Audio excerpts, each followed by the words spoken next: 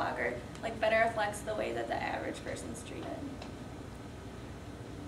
I think that the magazine and newspaper articles better reflect how an average person is treated because they try to hide who they are. The restaurants don't know that they're critics, so they receive the normal service and the normal prices of what any regular customer would receive, whereas a lot of times the bloggers receive free meals, which could sway like their opinion and how the restaurant is.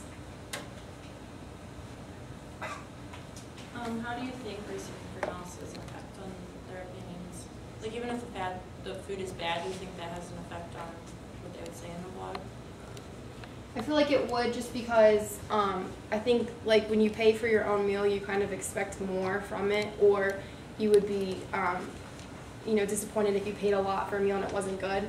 Whereas if you received a free meal, you wouldn't necessarily be as critical because you'd be like, oh, well, I didn't pay for it anyways, so it might not be as important.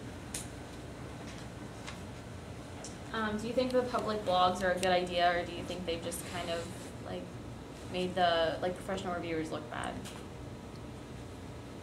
As long as you don't rely on them too heavily, they're a good insight and they help, but they shouldn't be your only resource. Anyone else? Do you feel that since the bloggers make themselves evident that they're getting these free meals, that creates an ethical dilemma from the management's point of view, because then they're showing more attention to the food bloggers or the critics than servicing the rest of their customers at that time?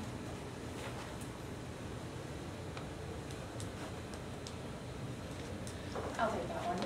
Well, of course, it does show a little bit of an ethical dilemma. The manager is naturally going to pay more attention to that person than they would to any of the other people. So it's very possible that at that same time that a blogger is there, that one of the other normal paying customers are being looked over. Anyone else?